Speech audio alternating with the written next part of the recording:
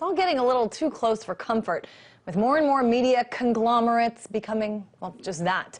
So what happens when everyone is sleeping in the same bed together? Joining me now from Austin, Texas, is radio host Alex Jones. And Alex, we just heard this report, something that kind of stuck out to me. Broadcaster Laura Flanders said, "We can't be reliant on military contractors GE to bring us our news about the war." Do you agree with this idea, that objectivity is just not possible? Well, it's not possible, and it's not just that General Electric, of course, has a huge multi-billion-dollar per month stake in these wars that have cost over $1 trillion in the last 9 years to continue. It also came out 3 months ago that part of the secret banker bailout, the Federal Reserve bailout to foreign banks, also was to foreign corporations, and billions and billions of dollars to U.S. corporations, namely General Electric and its subsidiary MSNBC and NBC. So that's another issue, is that you have the old dinosaur media now owned by 5 or maybe 6 mega conglomerates, and they're really teaming up with the government and getting secret payments. So this came out 5 years ago.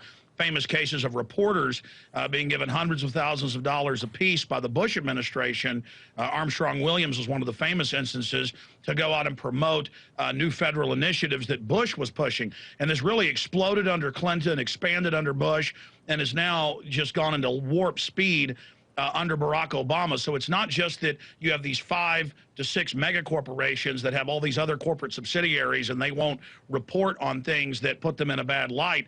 You have direct government payments of taxpayer money secretly being funneled to them. This is outrageous. And the biggest issue here is, as the public discovers that Fox, CNN, MSNBC, all these other big media companies and their owners are getting secret payments or engaging in propaganda, we've seen massive viewership drops on cable and broadcast TV and in newspapers.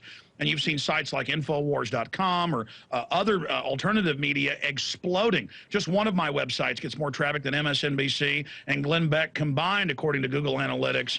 And also Alexa. So they want to come in and start censoring the alternative media because it threatens them. Well, that's what I wanted to ask you. I mean, on one hand, you're right. We do have so many options now in terms of where we can get our news. So many different marketplaces of ideas out there with the blogosphere, the internet. But on the other hand, as we said, so many of these networks and TV stations and newspapers, they're all sort of under one umbrella. So does this make it better for us or worse for us? Well, it clearly makes it worse. And Google, it's now been admitted, was basically set up by the NSA 12 years ago with CIA funding through In-Q-Tel. Of course, I knew that 6 years ago. It had been declassified, but now it's all over U.S. News, the headlines. Google, NSA secret ties, under microscope, congressional inquiries. And now Google has announced that they're going to start filtering all the alternative, exploding media websites and foreign news outlets that are becoming so popular because they give a different perspective. Doesn't mean they don't have agendas, but there's a different perspective. And so now they're announcing the internet kill switch, FCC regulation over the internet. Senator Jay Rockefeller in one of the key committees says we would have been better off without the internet. So instead of just having something where the Egyptians shut the internet off in 5 minutes, like they did today, we have this slow strangling of the internet because the old dinosaur mega media is losing credibility and it's a government mouthpiece. And so they're now moving in with a perfect storm to restrict free speech. The internet is in danger. I want to talk about this concept of a media empire. Do you think it's possible now in 2011 to build a media empire from scratch?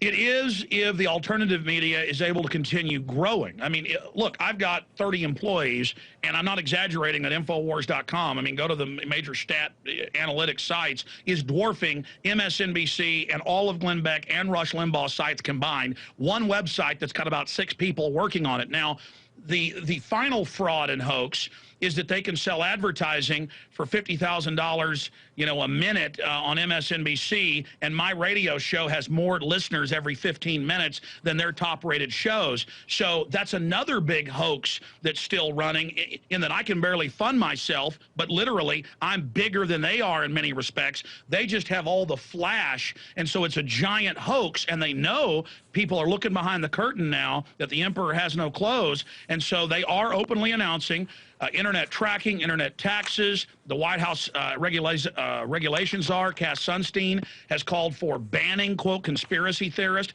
That's anybody that questions the official story. So the system is losing credibility. It's circling the wagons with government and the big six megacorporations to try to start curtailing alternative media because we are kicking their hind end. I want to take a look real quickly at you know, some of the media conglomerates. Just real quick, though, we'll flash them on the screen. GE, Comcast, all of these things that they own. We've got Walt Disney, you know, all the kind of companies affiliated with them, News Corp, and of course, Time Warner. Just real briefly, Alex, the implications of all this for the future. Well, the implications are they're making hundreds of billions of dollars a year, in many cases for overpriced advertising, and they know they can watch the parabolic graph that the alternative and other new startup mainline media companies are beginning to cut into their market share massively. And so they're not just going to continue to feed us propaganda. They're all getting together and singing the praises of restricting the alternative media and the First Amendment in this country. So this is very serious, and we're seeing calls for Chinese-style net censorship in Australia, in Canada, in England. This is very serious. All right, Alex Jones, radio host of The Alex Jones Show.